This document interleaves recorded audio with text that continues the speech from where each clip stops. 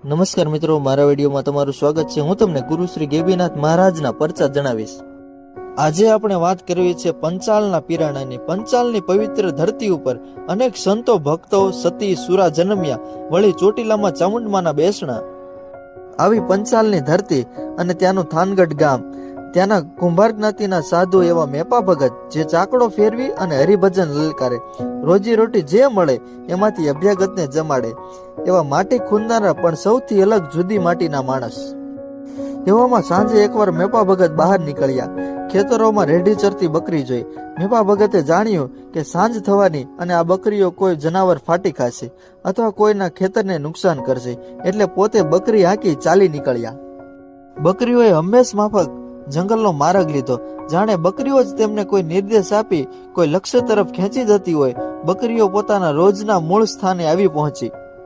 જે બકરીને ભૂલી પડેલી અને રેડી થઈ ગયેલ માનેલ એ પોતે એમને કોઈ રહસ્યમય સ્થાન પાસે લઈ આવી। મેપા ભગત વિચારતા હતા કે આવી ગીચ અને પહાડની ખોપમાં કોણ રહેતું હશે।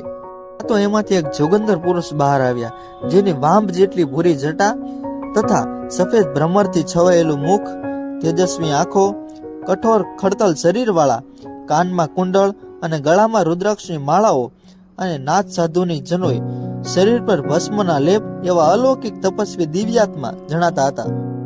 મેપા ભગતે પગે પડીને પ્રણામ કર્યા અને કહ્યું કે બાપુ, આ આપની બકરી ભૂલી પડેલી, માનો કોઈ જનાવર એને નુકસાન કરે એ ફિકરમાં હું એને હાકીને પણ આખરે તો પોતે જ દોરવતો આવી ચડ્યો છું। એ જોગંદરે કીધું કે બેટા, આ તો રામની બકરી છે, આને તો કોઈની ફિકર નથી। ઠીક છે, ભલે આવ્યો બાપ, ભીતર આવ। અને મેપા ભગત ભોંયરામાં દાખલ થયા। નાની એવી ગુફા, એમાં ધૂણો ધકતો હતો। સત્સંગ કર્યો। સત્સંગનો મહિમા જાણનાર મેપા ભગત માટે હવે દર્શન કરવાનો નિત્ય ક્રમ બની ગયો। પ્રભુ પેઠે એમણે ગેબીનાથની સેવા કરી અને ગેબીનાથે પણ મેપા ભગતને શિષ્ય તરીકે સ્વીકાર કર્યા।